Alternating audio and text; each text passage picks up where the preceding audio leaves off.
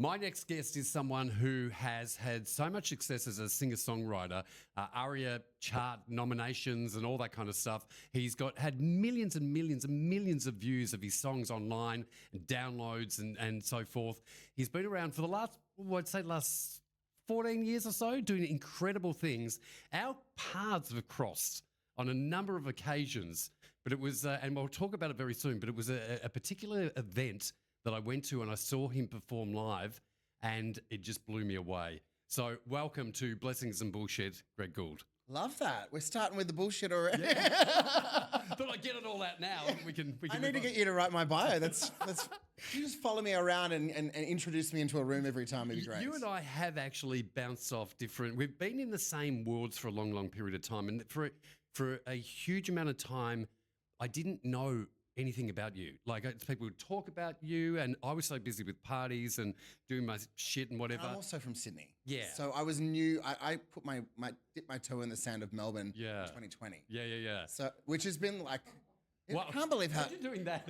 Imagine coming here dipping your toe in COVID. Literally. Wow. So I came here between the two lockdowns. Wow. So I thought we're clear. Woo! Oh no. No, here comes the worst lockdown of all. Well, so when you arrived, we went into lockdown. You had to. I arrived the day before they lift the first lockdown. Wow. Where were you living? Did you have an apartment Central here? Coast. No, but when you moved here. I moved in. We moved into an Airbnb to start. Right. Okay. And then you're in lockdown for two years. For a long time. Wow. That's such a fascinating story because we obviously lived here previously, but trying to find your feet in a place where you couldn't get out of your house is really unusual. It was unusual. Everyone was saying to us, why Melbourne? Because Melbourne was the first big city to have the plague. Yeah. And they're like, why Melbourne? And we're like, why not? Yeah. What else is the world doing? We wanted to see change. We'd talked about, both my partner Bradley and I had talked about moving to Melbourne for a long time. Yeah. So we thought, better time than ever to try something different. Wow, that's so interesting. And how did you cope? Being locked in the house and not being able to, because you're a creative soul and you're a big energy. What did you do during COVID to pass the time? Not a lot. We drank a lot, like most of us. The one thing I will say, because obviously the pandemic, I just touched the mic. Right. The one thing I will say is that whilst the pandemic had so many horrible, obvious things about it, I got to spend that time with my partner that I'll never get back. Yeah, that's interesting, isn't it? He works, I work. We don't spend that kind of quality time ever. So I embrace that. Yeah, I've got friends of mine who said that for the first time, they were able to spend time with their kids on that level that they hadn't been able to do before. And I was like, that's, talk about blessings and bullshit. There was a lot of bullshit, but I feel like we all found some blessings in that whole period of time. Yep. It made us really take stock in what's important.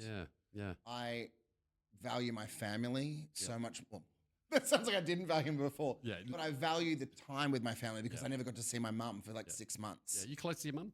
I am close to my mum. Yeah. My mum's been my rock she's been my ride or die. Yeah. Well, you've also been through, and we'll talk about it, but Central Coast boy. Central Coast boy. Grew up there, and your growing up time was never easy, was it? Like you struggled at school. I did. It started. Look, most of my up until that point, my childhood was great. Yeah.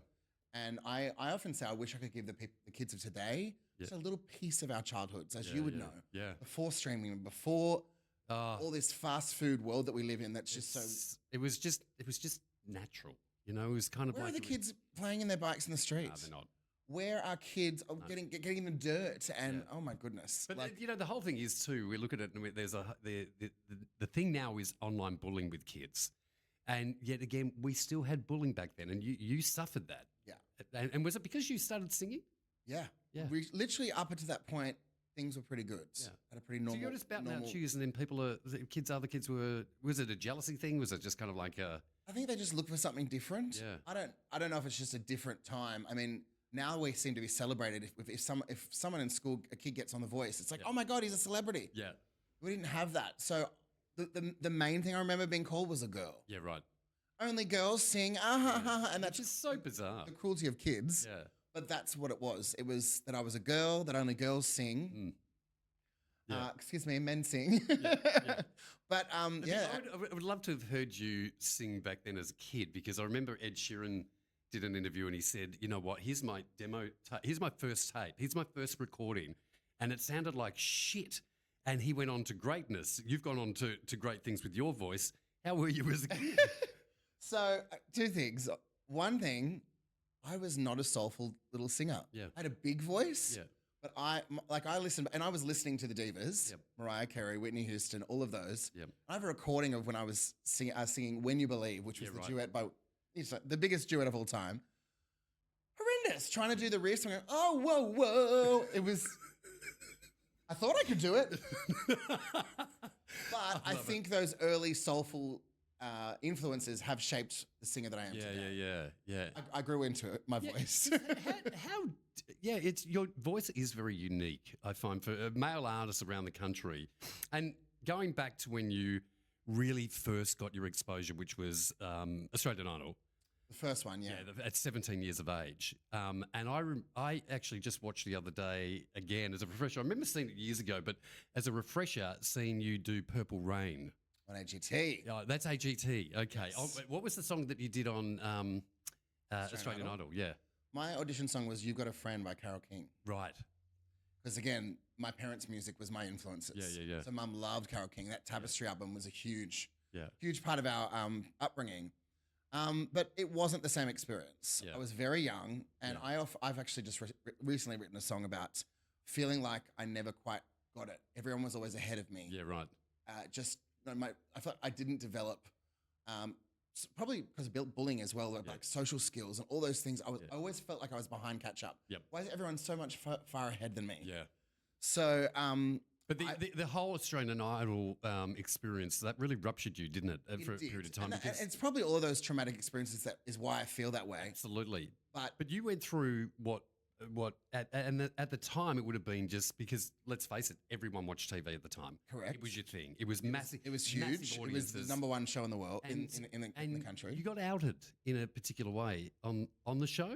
Yeah. So I walked in, sang the song. Before they said, actually, I've got to give credit to Miss Marsha Hines. She said, I don't know what's going to happen, but the person that you found and the person that just stood there and sang that song, call on that person, because that was done. And that's what Marsha said. Don't Marsha. So I want to give Marsha the credit, because she's the only one that spoke about my voice before anything else. Yeah. And then straight away, Kyle Sandland says, can I ask you a personal question? Are you gay or are you straight? Why the fuck would he have done that? I don't understand what it had to do with anything. Straight away through me. All I can think about, having worked with him for a number of years when I was at Fox and so forth, I can't help but feel that everything was about the shock. It wasn't about the person's feelings. It wasn't about how this is going to affect you as a human being. Everything's about the shock with him. And what are they producing? Yeah. Before I walked into the room, the main producer, Greg Gould, said to me, "Don't be too gay." So I'm already nervous. I'm 17 years old. I love singing. It's all I want to do. And as I said, bullied kid. So music was the escape. Yeah. So I'm like, you know what? I don't care about the bullies. I'm going to be a success. I was very that kid. Yep. To hear that, all of a sudden my confidence just went plummeted. Yeah. So then I had to go in, sing my song, and then it was all about that. So my response... So you're doing this, you're doing the auditions, you're doing the rounds and whatever, and then you've got to deal with the fact that they have basically said, do not be yourself. Very that. And what is too gay, by the way? Yeah, I know. So I'm thinking, oh my God. So then the way I walk, the way I spoke, everything I felt like was being looked at in a microscope. Yeah. And it was awful. Yeah. My response to Carl's question was, I want to remain label free. Yeah. I had already thought, at the time. What year was this, by the way?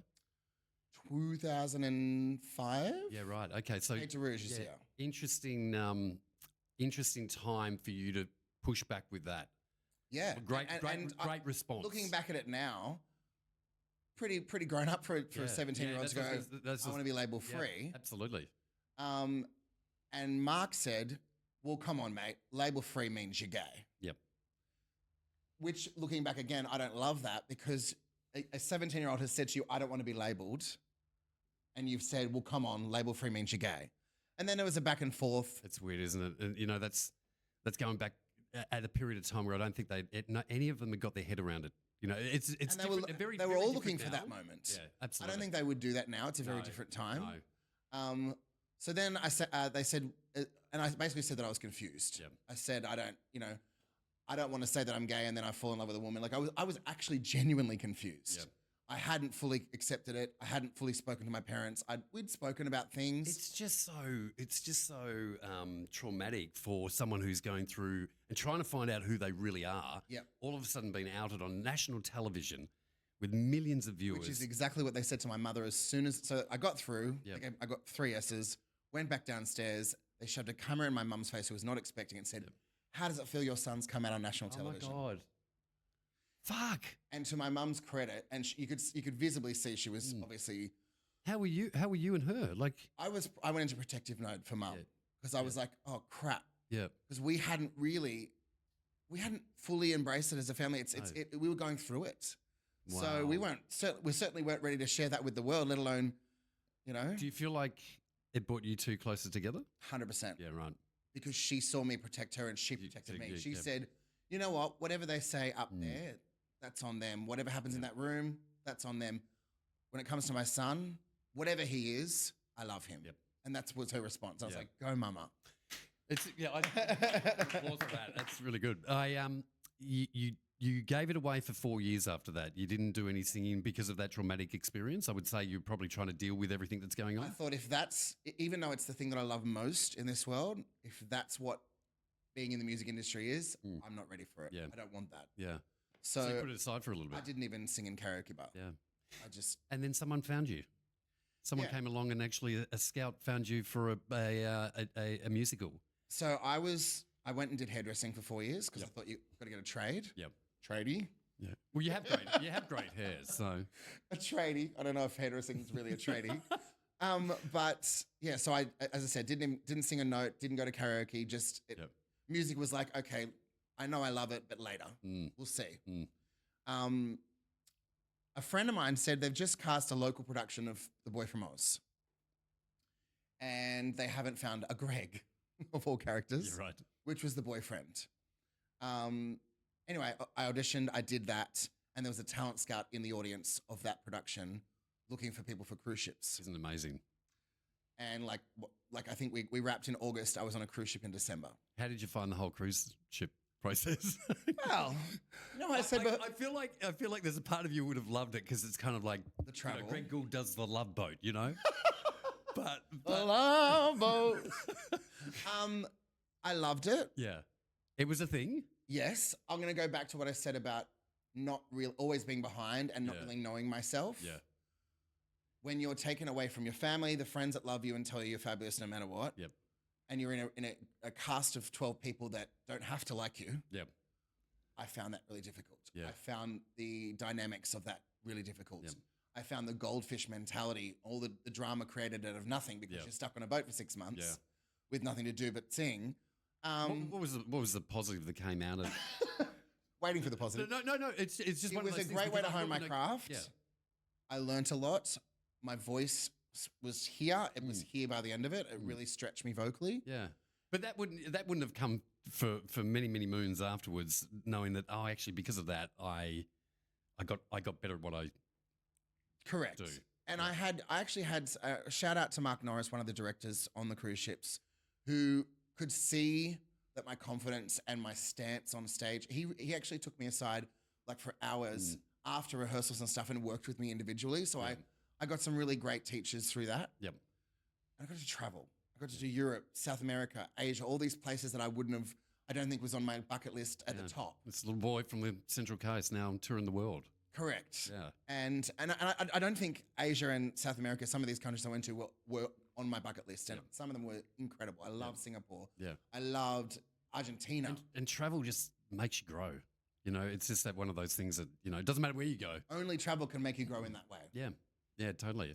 So when you finished the boat stuff, was the desire there, the hunger there then to go, right, because you wanted to be an artist. You didn't want to be a performer. Did you come off the boat and go, right, I know exactly what the fuck I'm doing now? No. I was done with jazz hands. Yep. I'd actually fallen in love. Yep. because I did it for 2 years, but there were different contracts. Yep. So I think it was 4 contracts. So you come home for like 2 weeks, go back. Yep. In between my last 2 contracts, I had a grinder date. Yep. That I fell in love with. And he ended up meeting me in Japan and joining me on the ship and stayed with me. That's keen. That's a keen hookup. He was, it was a keen because I said to him, "Well, I'm going away for 6 months. You can't have feelings." Yeah.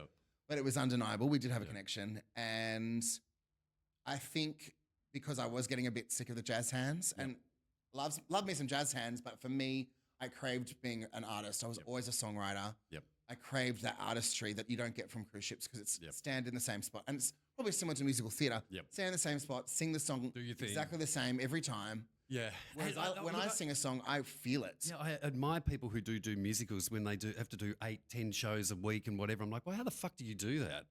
Like, and how do you keep the passion going with it because you're rolling out the same thing over and over again? I guess it's probably they love it. Yeah. You got to love something with all your heart if you're going to do it. Like me, music now is like that would have caged you too much, wouldn't it? Yeah, very much that. Yeah. Like I like to emote a song different. So even songs that I've written, I'll never sing it the same twice. Yep. I'll always find new meaning Something in it, and I'll sing it from the heart. So melodies will come to me as I sing it that are slightly different than what you hear on the recording. You'll never hear it like I'm not a carbon copy singer. Yeah. So I didn't love that. So anyway, and I think because I had also built this love romantic relationship. That was calling me, and that pulled me home as well. Yep. I think I got home in the second half of the year. I was on AGT in March. Yep. So I was like, okay. And going back to a show like that, did the old feelings crop up? Did the sort of like, oh, am I going to go through this? Because that was a traumatic experience. Yes. And having to deal with that, and it's still really young. And it was the same producer that did Australian Idol. What was going through your system and your mind? I had 100% accepted myself and was very proud of myself and all of those things. Yep. There was no issues in my family. There was none of that stuff that I was carrying. So you were going in to this one, being authentic, loving yourself. Expecting it. Yep. But also not expecting it because from 17 to 25, the world had changed. Yep. There wasn't people coming out on shows like that. So, but I had accepted that might be part of it. Yep. It wasn't. Yep. They didn't focus on that at all. Yeah. And I think I chose the right show at that time. And this is the one where you did Purple Rain. That is the Purple Rain. Got it right. That's the Purple Rain. Yeah, but funnily enough, it wasn't meant to be Purple Rain. I auditioned for that show. And if you understand these shows, you don't do the judge's audition first. You have producer rounds and all that sort of stuff. Yeah. I went in with original music. Yeah, wow. I went in with original music. He said he loved the originals. And then when it was time to do the judges, all right, what covers do you know? So I was and that's when I was like, oh no. And I had been doing the show and I love Purple Rain and I love Prince. And I thought if I'm going to go out there as not an original artist, which is what I wanted to be originally, I want it to be a moment. Yeah, well, it was a moment because when I was watching it the other day, a little bit of a flashback moment, I've always, it's something in my system that when I watch people doing their auditions for X Factor or Australian Idol, whatever it is, and they are good, and the voices are amazing because having hired singers for years doing what I do as an event manager, I would look and I'd go, oh my God, this person's amazing. Your voice, that song, I had tears in my eyes. I was like, that is the most amazing, your vocal range is incredible. And it moved everyone, like the judges, the audience, standing ovation. It was brilliant. If you get a chance to watch it, I must say I do look back at my career and there's some things that just stick out for me, and that's definitely one of them. Yeah. That was my moment. I wanted to have my moment like Anthony had with the prayer, like Guy had with Climb Every Mountain. I knew that I had to have that moment. Yeah. That if you want to forget about the rest of the performances, that's cool, but you'll remember that. Yeah. Something that a lot of people will not know about you, or they probably do. I'm gay. That was it. That was the question I was going to.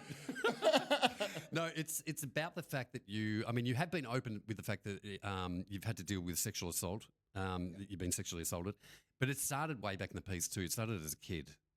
What was the you don't have to go into details, but how old were you? And 10 years old. Yep. It was the guy across the road. He was married. He had a piano. My parents encouraged that. Yep. I remember my dad having beers with this guy. Like they trusted this guy. It started as me just playing computer games with him, and then it started with a touch on the leg, and then And the confusing thing about that, the most confusing thing about that was because I am gay, that was the most confusing part. And it really did affect me accepting my identity because I wondered for a long time, am I gay because of that? Or am I actually gay? Yeah. To the point it's that so hard because you're 10, your brain isn't even, it hasn't grown. It hasn't. I didn't know what it was. And it was our little secret. Yeah. Which makes me sick. And led to you, was it because of that or was it was when you were sexually assaulted years later? What caused the addiction issues that you had? So I've had 4 different experiences. One was when I was on cruise ships. One of the other singers forced themselves on me. Then there was a talent agent in Sydney. I was booked for an event. I had regularly been to his houses for a couple of drinks. This night turned into him hitting on me saying no, him forcing himself on me again. He actually bit my face when I said no and drew blood. Wow. And I was so angry. And I said, I'm booking an Uber. And he's like, fine. And then he tried to blacklist me. It was like such a weird experience. Because I remember texting him the next day going, so about last night, he goes, I don't know what you're talking about. It was very aggressive, the pushback. And then I got blocked on everything. All of a sudden I wasn't performing at this big event. And like over the course of time, even a guy that I dated who knew him said, he warned me to stay away from you. What did I do? Yeah. I'm allowed to say no. I have the right to say no. But I feel like all of these little things, the bullying, idol, those experiences of abuse were all bricks in my wall. Yeah. But music, I knew that I wanted to be a singer. Did you feel like music saved you? 100%. Yeah. 100%. Music saved me as a kid, as a bullied kid. I used to sit on the Oval and just escape into music. I had no friends. Yeah. I don't remember having one friend from like year 2 onwards. Wow. To the point that my year 5 teacher pulled my parents aside and said, he's going to get killed in high school. You need to get him out of the public system. Yeah. So they put me in a performing arts school. Wow. All these things that have happened to you, because that's a lot. That's the sexual assault, the bullying, the experience on live television, all that kind of stuff. If I talk to people all the time about their trauma and stuff, and I feel like really successful people like yourself have got to a point where they look back and they go, if I had to go through all that to get the strength and the courage and the person I am and all these amazing traits that I have, if I had to go through it all again to get those things, would I do it? And most people say yes. How do you feel about that? I wouldn't change a thing. Yeah. Because I'm really proud of who I am now and the work that I'm doing. And you're doing some incredible work. Thank you.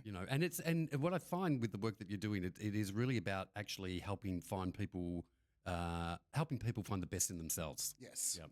I wouldn't wish what happened to me on anybody, but it has really made you, hasn't it? From being a kid that didn't know who they was to being now knowing exactly who I am, exactly what I will tolerate, exactly what I want to give to the world. Like I have, when you hit a rock bottom like that, and we can talk about that rock bottom because that's the final story that we haven't spoken about. When you hit rock bottom, your empathy for life, your empathy for people, your understanding of the human experience and other humans falling down. I used to judge things that I absolutely don't judge now. Yeah. Like you can't hurt me as much as I've hurt myself. Yeah. And are you surrounded by really good people now? Like, have you got some great people in your world? I don't need yes people in my life. Yeah. I don't want yes people in my life. But I want people to tell me I'm fabulous when I'm fabulous. But when I'm not, you need a bit of that. Call me out. Yeah. Call it out. And I want to do the same. I'll do the same for you. Yeah. But understanding yourself and getting to that point in time in your life where, you do know who you are on a daily basis and you wake up and you're in your authentic body. Have you attracted a lot more positive people into your world? I think my partner's been incredible. Yep. He doesn't work in the music industry. Yep. And he is, for anyone that is an artist that dates someone out of the industry, it's really refreshing to come home. I can like stew and get anxious about something for hours and he'll come home and go, and know how to just fix it in 2 seconds. Yeah. Whereas I'm like, why was I worried about that? Yeah. Like he's a sense of calm for me. Yep. The period of time, because it's great now and I can see you have this energy about you. You just bring this quality into a room. I'm a quality woman, You thank kind you. of walk in and light it up. But there was a time when the darkness really hit you and addiction jumped into your world. Yeah. And no wonder, no fucking wonder, because with all these traumatic things that you've gone through, and I find that that's what, they are massive trigger points for people to get hooked on drugs, alcohol, whatever it is. What happened with you? I was a 30-year-old that never even tried a pill. Yep. I was head down, bum up, focused on my career. Yep. I had a friend, a female friend, and this is really important to me because when I have told my story, a lot of the comments, a lot of people do blame men only for sexual assault, and I understand the statistics. I do get that side of it. But they don't say the other side. Don't erase other people's stories by saying it's only men. Yeah. It is majority men, and the statistics will tell you that. Yeah. But anyway, for me, it was a woman, and this woman was my best friend, some friend. And she knew my history. Yep. She knew everything. She knew what had happened to me. She was one of the few. My own parents didn't know what had happened to me. It wasn't until I was going to release a song about it that I went back and told my parents some of their stuff. So, what was their reaction when you told them about the assaults? And I think for both of them, it was like, why didn't you tell me? Yeah. And that's such a loaded question. Yeah. But it was also, I think it helped. It explained a lot to them. Yep. It made sense to them. Yep. Because they knew me. They knew that I wasn't okay. They didn't know how to deal with all that was going on with me. But it gave some clarity to maybe why I acted out. It just kind of armed them with information. I had a lot of behavioral issues when I was a kid as well, so that kind of probably explained a lot of that. Yeah. But anyway, this woman,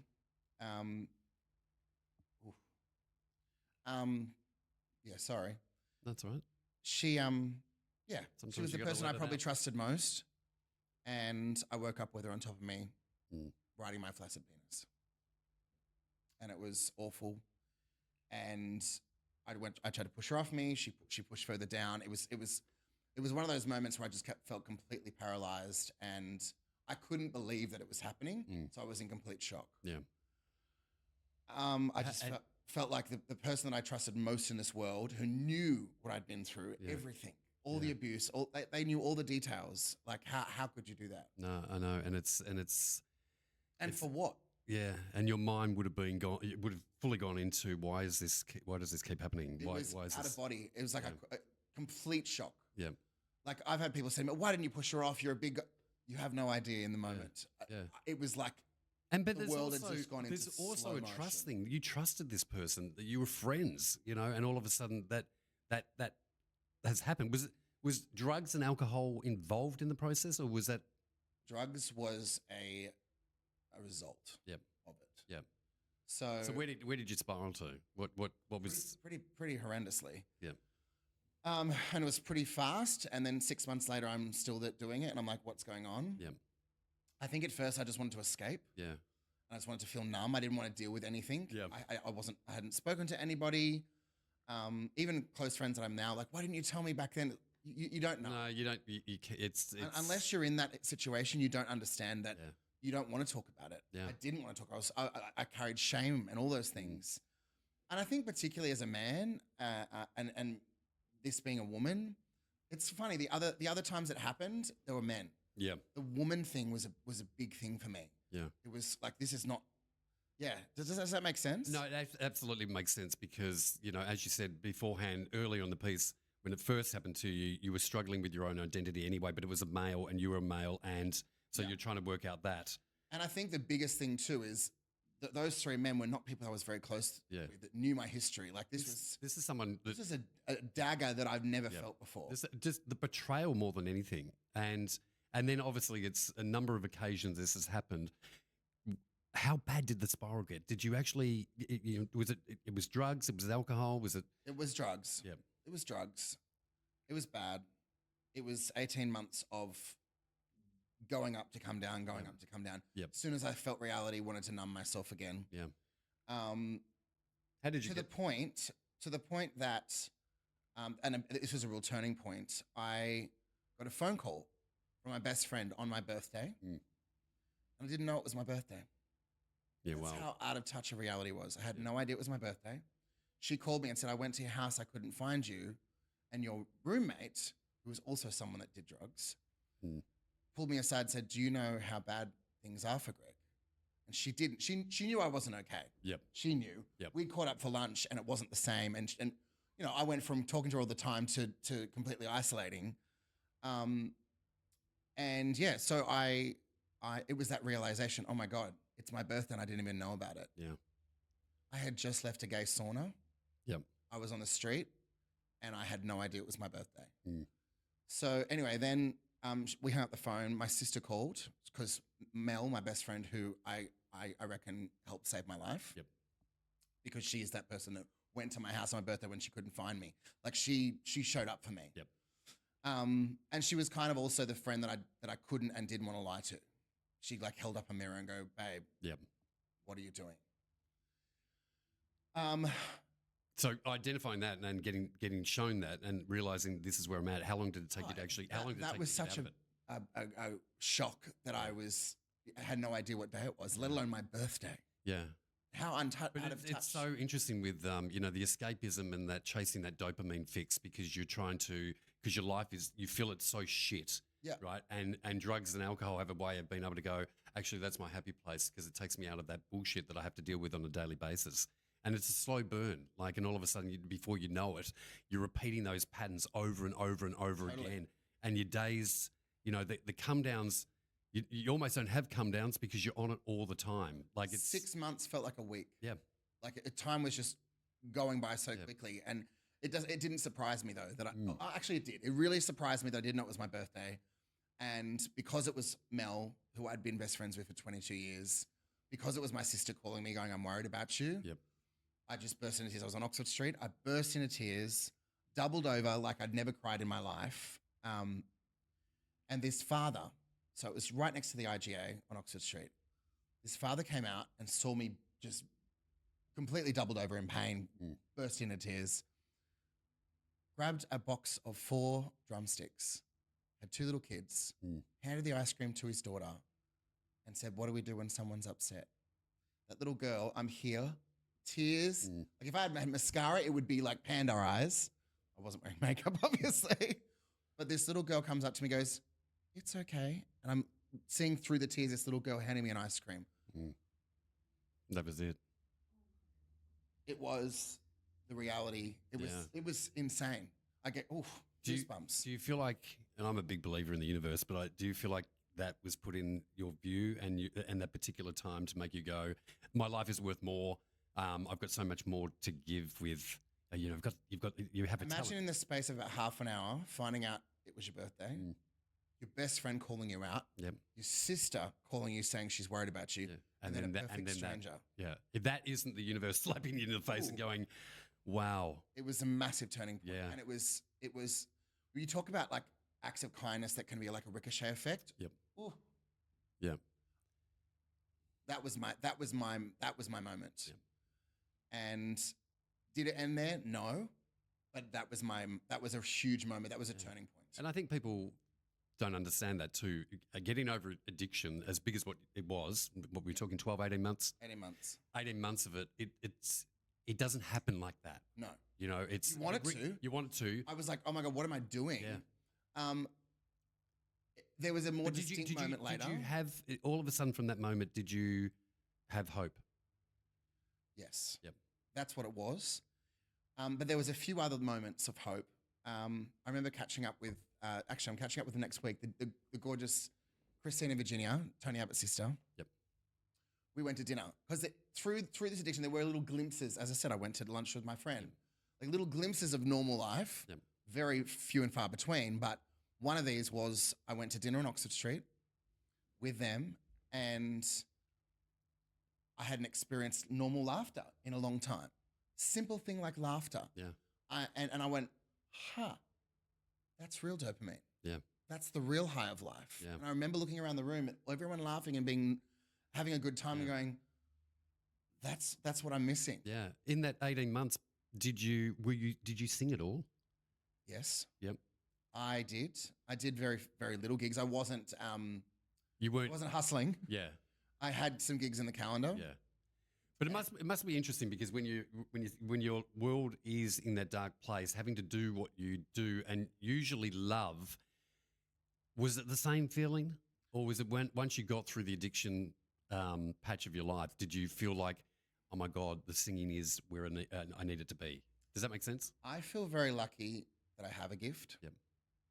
And my heart goes out to those who are struggling with addiction that feel like they don't have any purpose. Yep. I always knew what my purpose was. Yep. I always knew I had a gift, and that was always a little shiny light that I knew I could come back to, and the joy that was there. Yep. It was always there through it all. So, as I said to you, 6 months had gone past, and I'm like, oh my God, this is no longer just something you're doing to experiment with drugs here. Yep. You're 6 months in, you're 12 months in. But I always knew I'd come back to that. Yep. I always knew what my purpose was. Yep. I know what I'm here to do. And I have a lot of empathy for people that don't have that, because that was something I knew I could always come back to. Yeah. And I wish I could give people some hope and something to come back to. Well, I feel like, yes, your passion and the thing that you love to do, and understanding that was your course, you were always going to do that. And I agree. There's a lot of people I talk to who have addiction problems. The number one thing I find across the board is purpose. You know, it usually is this lack of, well, what do I do now? If I give if I give it up, what do I come back to? What have I got to live for? Yeah, and I always had that to live for. Yeah. So, out of all that, what was the big gig that came after all that for you? Can you remember the first one where you went, wow, I'm back in life. Yes. I'm back in doing what I love to do, and I'm feeding off this audience. What was it? Well, so this was at the end of 2019. Yep. And then I threw myself back in the studio to make an album. Yes. And then released it Mardi Gras 2020. Yeah. You do the math. Yeah, good times, great rock and roll. A week after I literally released my album during COVID. Yep. But I want to go back to the final defining moment. You asked me if I'd performed through that. Yep. Rarely, but yes. Yep. And I always made sure I sobered up for it. Yeah, right. Except for one time. Okay. And that was when I went, okay. It was, again, another, it's like little building blocks towards recovery. I got a taxi to the event. I remember the taxi driver saying to me, do you want to go in there, man? I don't know if you want to go in there.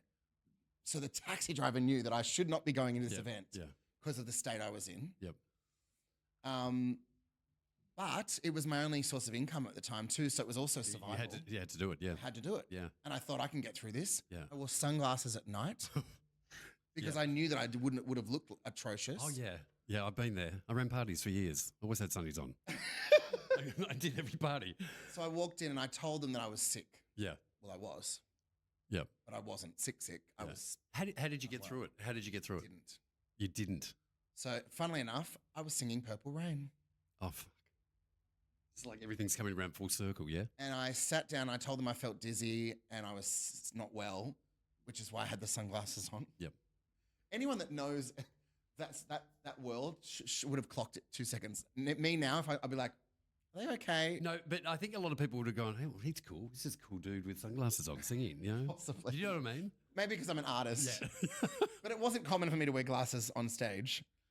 I didn't. So I took them off just before I went out, but I was so dizzy because I was out of it. I walked out on stage and I thought I could sing and I couldn't. Yeah.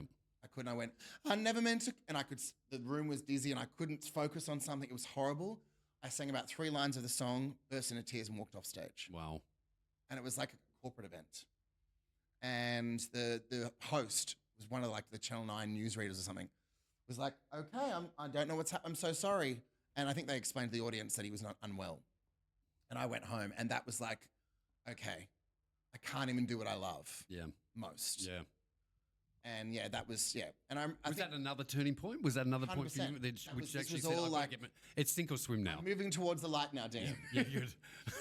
And then for me, the final one was I remember going to take drugs and I was in a bathroom. And I looked in the mirror and I looked sick. And I was bone thin and I was gaunt. Yeah. And I just looked really unwell and I looked in the mirror and I went, what are you doing? And it was a really like sober, I don't think I was sober, but it was a sobering moment. I just went, and I stopped then, cold turkey. Yeah. Put it down. I think I probably flushed it down the toilet. I can't remember, but I distinctly went, That's it. enough's enough. And I cold turkey, and that was it. And I feel like that is the same with so many people with addiction problems. When you hit rock bottom, and people, I've had friends of mine who were addicted to lots of different things. And back in the piece, I would try and save them. I would try and do everything I could to fucking save them. But what I realize is you have to get to a point for yourself. No one can change it for you. No one can save you out of this thing. You have to reach. My father tried. And rock bottom can be you flush the shit down the toilet and you get on which with I'd life. done before many times, by the way. I had. I'd thrown away the drugs before, but this one was like I'd never looked at myself like that and went, like it was out of body experience. Looking back at it's like I was looking at myself, going, "This ain't cute anymore." Yeah. So yeah, and that was it. Strings Attached. When you released that, did that give you a sense of like, fuck, I am back in the game big time? Because it had ARIA success. Yes. There were some great tracks on it. Did you feel like, oh my God, this is so what a turnaround in life, like going from where you were at to now? Yes. So the album, I call it a survival album. It is my statement to the world of, at the time, 36. Is that the album? It's got Marching On, isn't? Is that, yeah, that's a good fucking track. Thank you. Yeah. It's got Marching On. It's got my sexual abuse anthem. It's got No More. It's got a lot of personal stories. It's got a song called You're Enough, which I wrote as a love letter to myself. Yep. It was very much, and I had a lot of false starts in original music. Yep.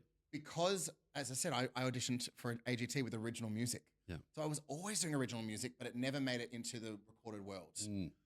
Record deals that didn't work out, management that didn't work out, all of that stuff. It's a tough game. It's a tough game. And then when I released my cover of Don't Let Go by En Vogue in 2017, that sent me down, okay, covers are working for me. Yep. And I got sexually abused. Then I went to the addiction. Yep. Then I released a 90s covers album in COVID. Yep.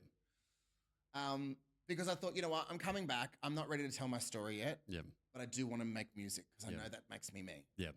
So that's why I thought, you know what, let's do something that I love. I love 90s music. So I loved that album. It was a fun time. Yep. COVID wasn't a fun time doing it. It was like, I mean, you know, we were pretty much running a radio show during COVID, and it was interesting because people were engaged with the show because they had nothing else to do. They're stuck in their houses, and they still had to work from home and all that kind of stuff. But for us, everything had dried up. It was like there was no content. There was, it was Donald Trump and COVID. That was the only things you could talk about. And so to get press at the time, as an artist, was like almost impossible. Yeah. I was like I literally got told by the press, unless you got it had to be like Greg's COVID launch. Like I had to, literally, I had to like shape my press to be like, I got the jab today. Here's a new song. But coming back to Strings Attached, I took my time. Yep. So I released that in 2024. 2024. So 4 years later. Yep. Took my time. Some of the songs were older songs that I'd written early in my career, as early as like 21 years old. One of them I'd written on the cruise ships, actually. And then others were newer ones. One of the newer ones was Who Gave You Permission, which is my sexual abuse anthem. And when I wrote that, I never set out to write it. It was a co-written song, and that person tapped into that space. Yep. But then I wrote it, was like, okay, put that into the bottom of the pile. That's never being heard. They convinced me to perform it live once, and that was a change for me. Yeah. It's how I felt. I felt less caged. I felt like I wasn't holding it to myself anymore. It felt like a weight was lifted. Yeah. Do you feel like your voice changed as well? What voice I could get out that night? When you're held back and you've got this heaviness in your body, when that was gone, did you feel like, oh fuck, my vocal cords have just gone next level? You've hit the nail on the head. 2,000,000%. Yeah. To the point that when I came back gigging again, my confidence had dropped. Yep. And the access to my voice was different. I actually went to a voice coach about it because I was like, I feel like I can't really just belt out the high notes. Like I'm a little bit strangled a little bit, and not in the studio. In the studio, I was given the vocals, honey. Yeah. But live performance took a while for me to have that confidence back. Now I'm there. Well, I was going to say, because one of the events that I saw you on which I actually was the first time I connected with you, is Symphony. Symphony, yeah. Yeah, and we were there. We were like 3 or 4 rows from the front, and it was the first time I'd been. I thought, what a Yeah, concept! I could feel you spitting on me. But it was one of those events where you're mixing dance music, anthems with Orchestra. and singers, orchestras, and singers are coming on stage, and the singers, don't get me wrong, were good, but then you came on stage, and it was like, I don't know what the fuck happened, but it was like the whole place erupted in this energy, and you lifted them up, and I went, where has this? Because, like I said to you, our paths had crossed. We'd done certain things, but it was that point in time where I went, that this is a gift to be able to do that and walk on stage and lift 10,000 people off their seats who were screaming and singing with you. I was like, wow, that is amazing. Thank you. That's beautiful. Thank you. I talked about that gift. Yeah. I've always known I've had that in me. Yeah. And I've always known that what I didn't know is the advocacy and the ability to touch people beyond the energy on the stage. I've always been a really big energy. Really? As a human. Who would have And thought? I've always had a big voice. So big energy, big voice. Who would have thought? But now I've got things to say. Yeah. And that night that I performed Who Gave Permission the first time, firstly, I burst into tears speaking about it. Yep. And then sang through it. It was an incredible experience. I really felt that night the entire audience had me back. Yeah. Ooh, goosebumps. Yeah. Like Greg, you got this. Like every note they were with me. And as I said, yes, it felt like the weight was completely off my shoulders, and it was the start of being really free again. Yeah. But after that performance, 3 people come up to me, a woman, a man, and a non-binary person, in tears, saying, thank you for writing, words to the effect of, thank you for writing this song. I wish I had this song when I was going through what I went through. Yeah. And I went, wow, that's powerful. Yeah. If my story can make other people feel held, less alone, if a song that I write can be like their little beacon of hope, that little glimmer of light that we talked about. Yeah, I get it. When I wrote the book, Find the Blessing in the Bullshit, I actually just wrote it to get me out of a dark place. But what I realised is if it got published and only touched one life, then that's a good thing. Right? Your job's done, For you, it's amazing when we talk about you singing on stage too, because you're nervous when you get out there, aren't you? That's one of your things is you have always had that nervous. And I wasn't nervous today for some reason. No, you actually. But that's probably because I know you. Yeah. But you, when you get on stage, I mean, I think it's good to have nerves. As someone who's you've been a sportsman for years, having the nerves actually helps out. But do you get into a patch where you go, oh my God, the nerves are overwhelming? No. Or, no, you just get to that. No. Yes and no. I think nerves are really important. Yep. I think it means you care. Yeah. I think when you lose the nerves, you should get out of doing what you're doing. Correct. Yep. It means you care. You want to be great out there. Yeah. You want to do your best. And as a singer, I mean, there's a lot of elements. Your voice is a muscle for a start, and every day can be slightly different depending on you're tired, how much sleep you've got, how big your workload is. So it's a constant thing with that.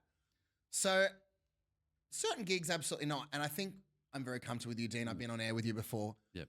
If it's something that I know what I'm getting into, I'm fine. Yeah. If it's new and big and scary and something I haven't done, that can be overwhelming. Out of my comfort zone. My interview recently with Angela Bishop was on Zoom. That helped, and knowing it was pre-recorded, but my stomach was going to do. Yeah, but she's great at being able to get you to a point where you're actually feeling really relaxed. Yeah. She was beautiful. And I was really proud of that interview because there are other TV interviews where I look back and go, God, why didn't I say this? Why didn't I say that? That interview was great. But before it, my goodness, when I was waiting for her to pop up on that Zoom screen. With No More, you actually wrote that a couple of years ago, like as you said. But the film clip and everything, was it Jesse's mother? Jesse and Luke, the 2 boys who were murdered in Sydney. Yeah. And look at the video and I go, this is incredible. It's incredibly touching. How did you feel about putting it all together? It was actually my partner that gave me the idea for the clip. Yeah. He he loved the music video for We Are Done by the Madden Brothers. Yeah, right. And they hold up those signs. Yeah. So that was his idea. So full credit to him. Yeah. Is he your creative director? Couple of things he's told me. I'll say this. My highest streamed song is a song he told me to record. Yeah, right. It was a cover of Call Me. Shit. Yeah. So he's like, why don't you just listen to me more often? Yeah. So I really wanted it to be powerful. I wanted to obviously honor what the song's original inspiration was. I think it's beautiful because there wasn't, at the time it hit everyone in the community, but the broader community as well. People just going, how the fuck did this happen?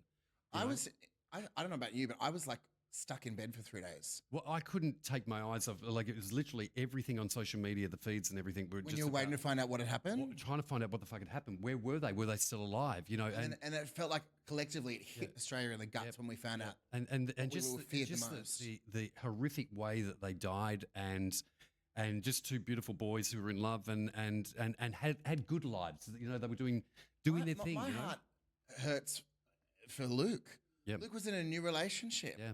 And this crazy, and it was only a fling. This guy was only a fling. Yeah. They weren't even like, oh. I know it's hard, but I think that what you have done has created something that people can actually very much relate to, and take on board and look and share that moment. Because when Jesse's mother is crying in the film clip, I'm like, fuck, this is intense. Like, this is so. That was. We filmed that November 2024. Yeah, right. It's only just come out. As I said to you, good things take time, and I wanted it to come out with a deluxe album. Yeah. So that was like that. I mean, we know this. That was not a performance. That was her real-time pain. Yeah. Shortly after, like it was. What a brave woman. Brave woman, and I'm so grateful that she did share that with me. It was something. It's something that goes beyond any sort of. Her sharing that to me means so much to me because that's, it's not acting, as I said. It's not just that song either. I was flicking through some of the other comments that were on your other videos and whatever. You fucking really touch people's lives. You have this amazing ability through your craft, through your talent and skill. You do touch people's lives. And for you now, what's the next big thing? The best is yet to come. I have another album in the works. Yeah. And I think if Strings Attached was me saying, this is where I'm at now. This is what I've been through. This is what I've survived. But also see me as an example of someone who can hit such a rock bottom. Yep. Remembering I didn't know it was my birthday. That's how far gone I was. Yeah. And now I'm here living my best life, talking to Dean Murphy on a podcast. And that's fabulous. It is fabulous. But like what I'm saying is, like, if you really can hit rock bottom and turn your life around. Yeah. I want that to be the message to people that might be going through addiction right now, that might be going through sexual abuse, that might be going through violence or anything in their lives. I really feel like those things that have happened to you have led you to a place where you can be an incredible leader in helping people find their place, find their purpose, and find their I don't think I ever thought I would be that. Yeah. I always just thought I'd be an artist. Yeah. Well, especially coming from now something that I wanted. It's a responsibility that I have now. And coming from a background where when you went through what you went through at school and not having the friends and connections and whatever and being picked on and bullied and whatever, to be able to get to a point now in your world where everything you pretty much do is to lift people is a fucking skill. It's a talent, and it's amazing. It's actually really good. Thank you. I always say I think I should be more fucked up than I am. So let that be your. If you don't have any purpose, let that be I hope that can be an inspiration for people to say, "Wow, he can have all of these things." Yeah. And I talked before about the bricks in the wall. Those bricks collapsed. I was in the rubble. Yeah. But I've now created a brand new, sheet of concrete. Yeah. And it's a stronger one. Yeah. And it's a one that I wouldn't let those things in again. I don't think, for me personally, as I said, someone that had never really, I wasn't a party boy. I'd never tried drugs really.